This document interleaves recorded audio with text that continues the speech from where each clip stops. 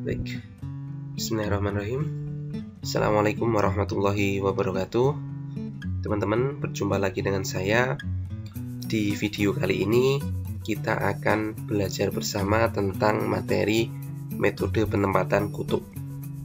Jadi sebenarnya kalau kita lihat dari tujuannya itu sendiri, kita sudah bisa melihat alur dari materi yang akan kita pelajari pada kesempatan kali ini.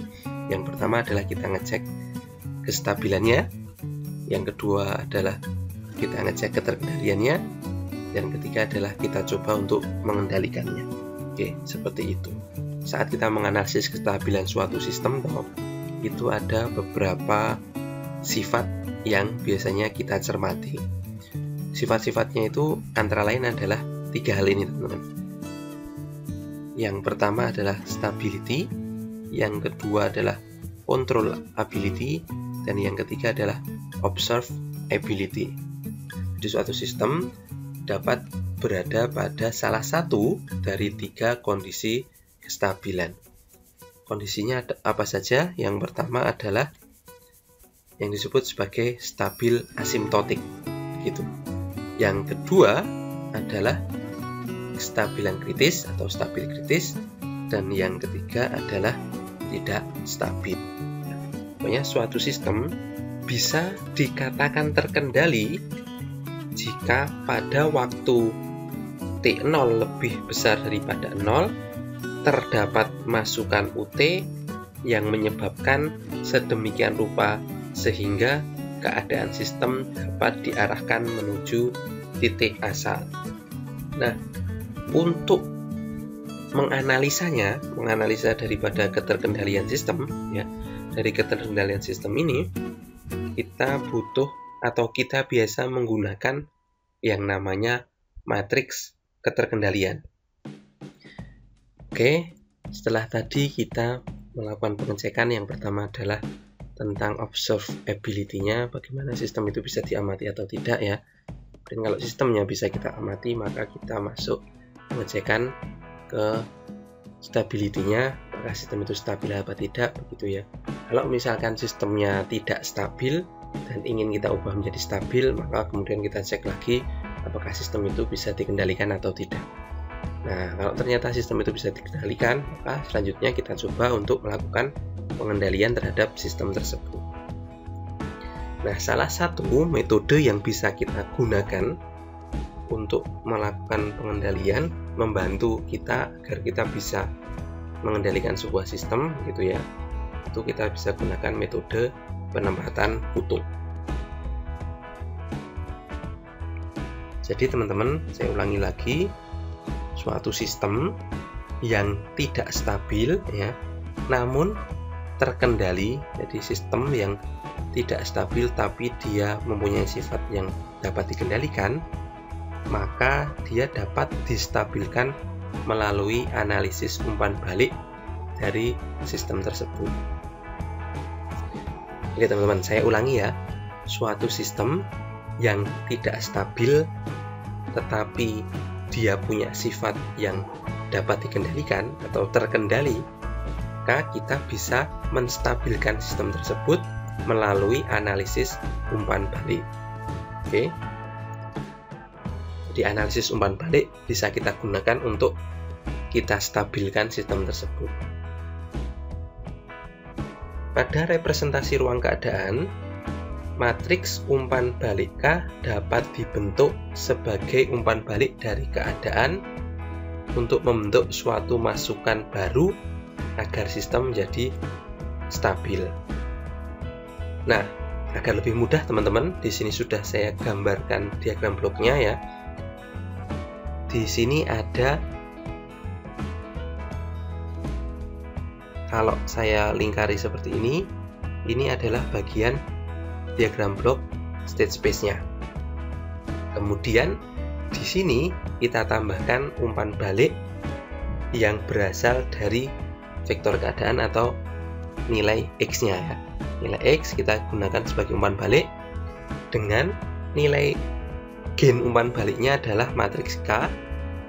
Kemudian hasil dari umpan baliknya kita gunakan sebagai inputan yang baru untuk nilai U-nya gitu. Jadi di sini nilai U akan menjadi selisih dari sinyal umpan balik dengan nilai referensinya.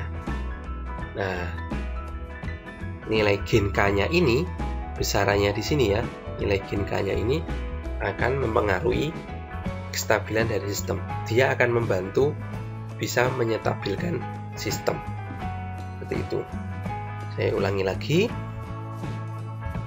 Yang saya gambar dengan garis putus-putus, ini adalah diagram blok state space-nya ya.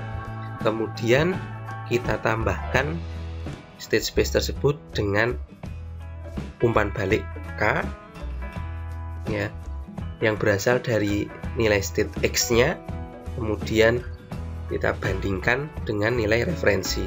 Maka selisihnya akan kita jadikan sebagai nilai U masukan dari state space-nya itu sendiri. Oke, itu ya teman-teman. Nah, kita sudah tahu U itu tadi adalah selisih dari nilai reference dan nilai umpan baliknya. Kemudian mungkin ada pertanyaan, nilai reference itu dari mana? Nilai reference ini adalah nilai yang ditentukan oleh pengguna. Jadi kita bisa menentukan sendiri nilai reference tersebut. Itu ya. Oke. Setelah kita tahu itu, maka kita bisa menganalisis lagi secara matematis ya, agar lebih detail. Kita lanjut ke slide berikutnya, teman-teman. Nah, di sini kita coba analisis secara matematis hasilnya seperti apa dari feedback gain yang kita berikan pada sebuah state space. Berdasarkan diagram blok yang sudah kita gambarkan di sini ya, yang tadi bersama-sama kita pelajari, kita bisa menuliskan persamaan untuk nilai U di sini ya, yaitu U ini dapat dari K dan X minus nilainya ditambah dengan R. Jadi di sini dituliskan minus KX ditambah dengan R ya, sesuai dengan ini ya. U sama dengan ini X, ini K, ini minus, jadi minus KX. Di sini R ditambah. Di minus KX plus R itu adalah persamaan U-nya. Nah, dari sini K-nya sendiri itu terdiri dari beberapa nilai bergantung dari state yang diamati. Jadi state system itu misalkan jumlahnya adalah N, begitu ya, maka nilai K-nya juga harus berjumlah N. Kenapa seperti itu? Karena nanti masing-masing dari K akan menjadi penguat dari masing-masing state X-nya tadi. Untuk perkalian matriks, maka jumlah baris harus sama dengan jumlah kolom dari perkaliannya ya, matriks pengalinya. Maka di sini tuliskan minus K dikalikan dengan X. Di sini K-nya dari 0 sampai dengan N-1 alias ada sejumlah N, dan X-nya juga ada sejumlah N. Dan demikian masing-masing akan punya pasangannya sendiri-sendiri antara gain K dengan state X-nya gitu ya. Atau kalau kita tuliskan, kita jabarkan menjadi seperti ini. Nah, terlihat bahwa masing-masing gain akan menjadi pengali dari masing-masing state X-nya. Seperti itu ya teman-teman. Kemudian dengan persamaan U yang baru ini, kita bisa gunakan untuk update dari persamaan state space yang biasanya atau persamaan state space umumnya.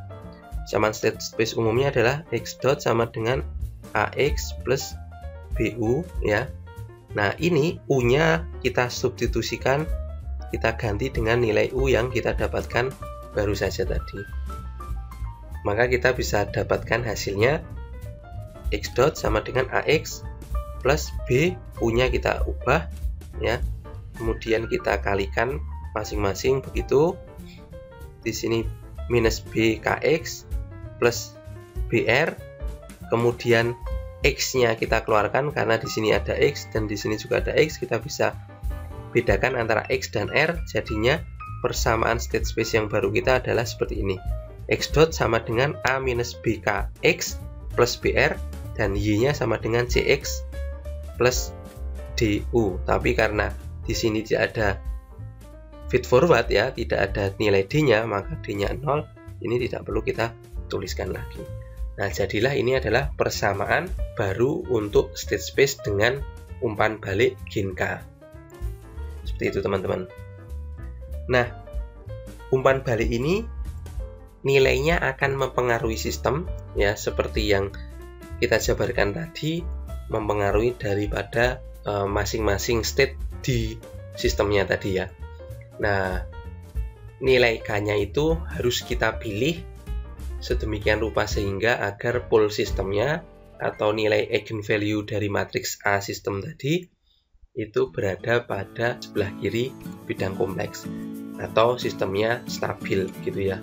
Kita harus cari nilai K-nya. Nah, setelah kita dapat nilai K-nya teman-teman, nanti kita bisa memasukkan nilai K tadi untuk menghitung state space yang baru dan melakukan pengecekan apakah sistem itu stabil apa tidak gitu. Kita lanjut dulu ke materi berikutnya. Nah, ini contohnya. Kita langsung contoh saja. Seperti yang saya sampaikan tadi, kita harus mencari Gen K ya, sedemikian rupa sehingga agar pole-nya atau eigenvalue dari matriks A sistem state space tadi berada pada sebelah kiri bidang kompleks. Nah, di sini saya berikan contoh agar pole sistemnya berada pada sebelah kiri bidang kompleks. Kita ambil saja contoh random, tetapi dia harus berada di sebelah kiri bidang kompleks. Maka saya gunakan P-nya adalah ini ya, minus 2 plus 4i, minus 2 minus 4i, minus 10 ya. Itu adalah contoh dari pole yang berada di sebelah kiri bidang kompleks. Artinya kalau sistemnya memiliki pole seperti ini, maka sistem tersebut adalah stabil itu ya. Nah, pole-nya ini kemudian nanti di materi yang lain, di kesempatan yang lain, di video yang lain kita bisa tentukan secara lebih tepat di mana sih nilai pole-pole-nya agar sistem benar-benar stabil. Tapi untuk saat ini kita akan gunakan dulu metode yang lebih sederhana. Pokoknya sistem itu harus mempunyai pole berada pada sebelah kiri bidang kompleks gitu ya. Dan pole harus berada di sebelah kiri bidang kompleks, itu sistem sudah stabil. Nah, jadi kita ambil saja salah satu contohnya. Kemudian kalau kita sudah dapatkan pole-nya, bagaimana kita mengetahui nilai Gen K-nya? Nah, untuk mengetahui dari pole ya menjadi Gen K, itu kita gunakan yang namanya metode pole placement atau metode penempatan kutub gitu ya. Nah, untuk mengimplementasikan metode penempatan kutub di dalam MATLAB ini sudah disediakan juga oleh MATLAB. Caranya sangat-sangat sederhana begitu ya. Yang kita butuhkan adalah kita panggil fungsi place. Kemudian kita berikan parameter yang digunakan yaitu nilai matriks A, kemudian nilai matriks B, dan nilai pole-pole yang dituju tadi, yang kita inginkan, yang menjadi pole dari sistem akhir yang kita inginkan. Seperti itu. Itu adalah implementasi dari pole placement yang bisa kita gunakan di MATLAB. Nah, kemudian teman-teman, kalau kita sudah dapatkan pole-nya, kemudian kita bisa membentuk sistem yang baru, yaitu sistem state space yang sudah mempunyai feedback dengan cara mengubah nilai dari matriks ABC-nya tadi. Ini diambil dari persamaan yang kita turunkan dari U sama dengan minus KX plus R tadi. Kemudian kita dapatkan nanti akan menjadi A digantikan dengan A minus B dikalikan K, B-nya tetap B, C-nya diubah menjadi C minus D dikalikan K, dan nilai D-nya tetap. Seperti itu. Ini didapat dari mana? Ini didapat dari memasukkan U sama dengan minus KX ditambah R tadi kita gunakan di awal, yang kita pelajari sebelum masuk ke slide ini tadi ya teman-teman. Nah seperti itu. Mungkin agar lebih mudah kita coba simulasinya di MATLAB langsung. Oke, kita pindah ke MATLAB teman-teman. Oke teman-teman, di sebelah kanan layar teman-teman sudah muncul ya. Ini adalah program yang bisa kita gunakan untuk mensimulasikan pole placement tadi, atau metode pole placement. Nah, yang pertama seperti biasa kita buat dulu sistemnya atau model sistemnya. Dalam hal ini kita bentuk state space-nya ya.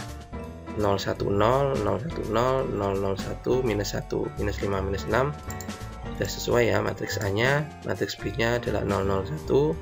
Oke betul, C-nya adalah 110, oke betul, dan D-nya adalah 0. Kemudian kita buat state space-nya ya, kita panggil fungsi SS. Kemudian kita buat dulu nilai pole yang ingin kita tuju. Jadi kita ambil nilai pole yang berada pada sebelah kiri bidang kompleks atau sebelah kiri sumbu imajiner di bidang kompleks. Dengan demikian maka sistem akan stabil. Oke, nah kita ambil dulu. Dalam hal ini kita berikan contoh seperti ini ya, minus 2 plus 4i dan minus 2 minus 4i minus 10. Oke, ini adalah pole yang kita tuju. Nah setelah kita dapatkan pole yang kita tuju, yang mana polenya ini agar stabil harus berada di sebelah kiri bidang kompleks, maka sekarang kita cari tahu, kalau kita sudah tahu polenya berapa nilai gain-nya. Nah disitulah kita gunakan metode pole placement-nya.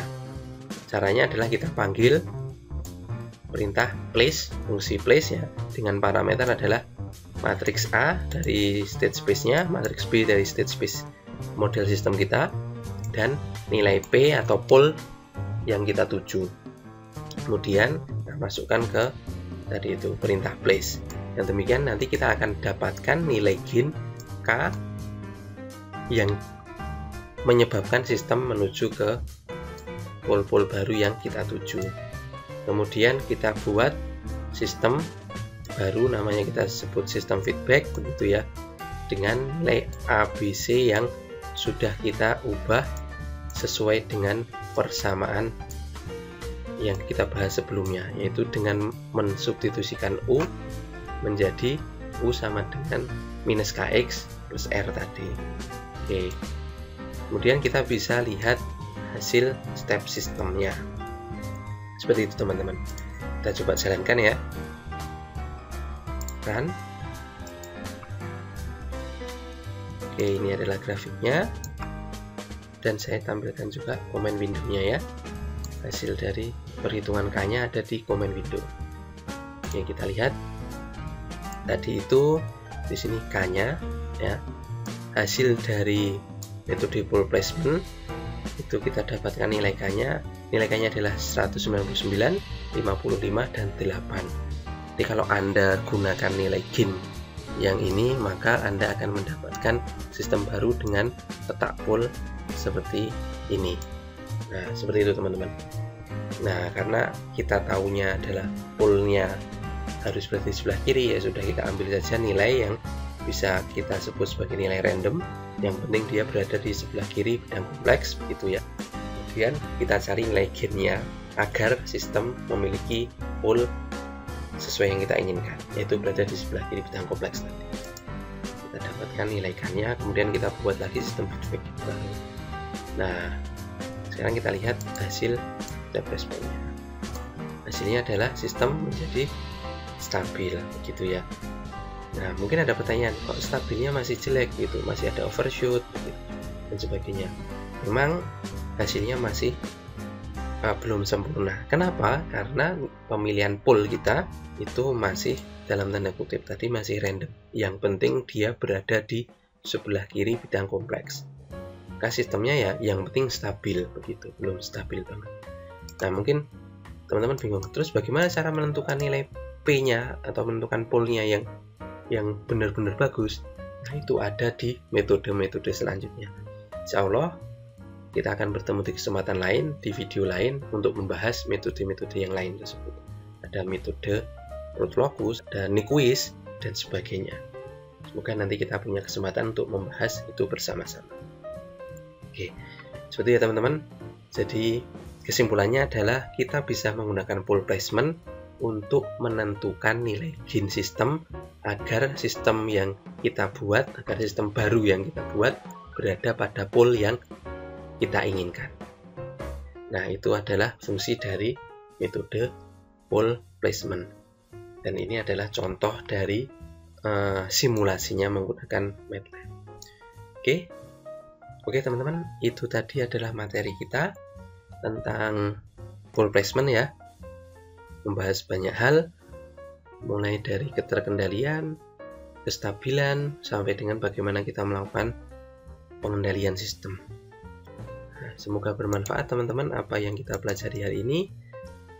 Materi ini menjadi penyemangat kita, menjadi tambahan ilmu kita, yang semoga kelak bermanfaat, bisa kita implementasikan. Oke, saya akhiri. Terima kasih sudah menyimak video kali ini. Semoga bermanfaat. Ada kurangnya saya mohon maaf. Assalamualaikum warahmatullahi wabarakatuh.